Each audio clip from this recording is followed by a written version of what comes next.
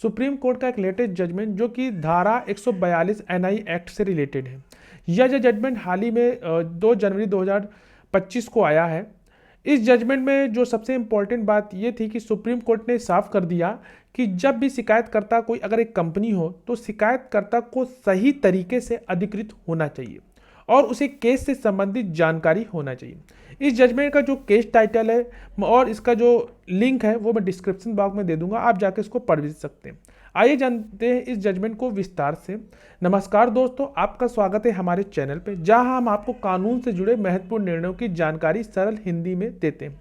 आज हम लोग बात करेंगे धारा 142 एनआई एक्ट से जुड़े एक ताजा और महत्वपूर्ण फैसले के बारे में, जिसे सुप्रीम कोर्ट ने 2 जनवरी 2025 को सुनाया।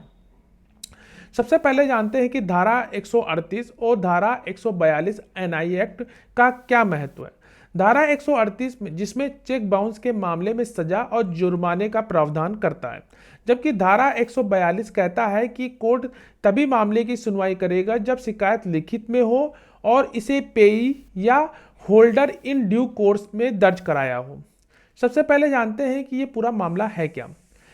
यह मामला एमएस नरेश पॉटरीज और एमएस आरती इंडस्ट्री के बीच का है। आरती इंडस्ट्री ने नरेश पॉटरीज से हार्डवेयर फिनिशिंग खरीदी थी और पेमेंट के लिए चेक दिया था। यह चेक एक्सीड अरेंजमेंट के कारण चेक बाउंस हो गया। इसके बाद नरेश पॉटरीज ने अपने मैनेजर जो एक व्यक्ति को जो कि उसको अधिकृत किया था वह केस दर्ज करे। इस व्यक्ति ने अपनी शिकायत के साथ एक हलफनामा दिया जिसमें उन्होंने कहा कि उन्हें मामले की पूरी जानकारी है।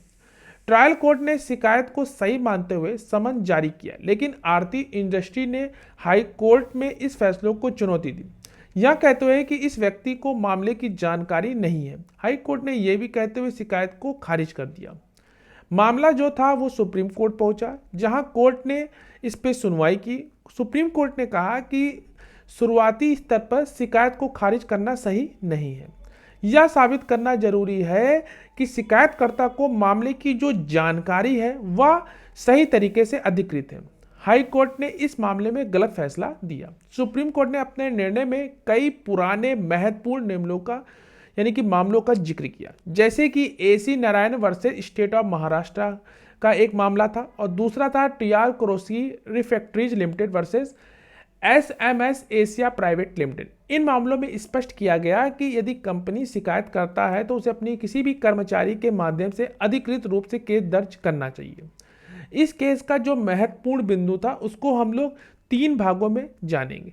पहला यह था कि पावर ऑफ अटॉर्नी यानी कि होल्डर केस दर्ज करा सकता है, लेकिन उस मामले की उसकी जानकारी होनी चाहिए।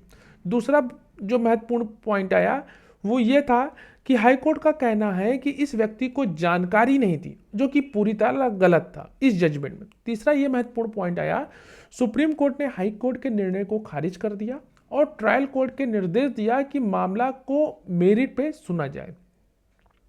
तो दोस्तों यह था धारा 142 एनआई एक्ट से जुड़ा, जो कि सुप्रीम कोर्ट का एक अहम निर्णय। अगर आपको यह जानकारी उपयोग में लगी हो तो इस वीडियो को जरूर लाइक करें, हमारे चैनल को जरूर सब्सक्राइब करें, कमेंट करके बताएं कि आप कौन कौन विषयों पे वीडियो देखना चाहते हैं। और अगर किसी केस से रिलेटेड कोई भी क्वेरी हो तो डायरेक्ट कॉल पे भी अपना अपॉइंटमेंट बुक करा सकते हैं। उसका नंबर डिस्क्रिप्शन बॉक्स और स्क्रीन पे दिया है। मिलते हैं एक नेक्स्ट वीडियो में, तब तक के लिए धन्यवाद।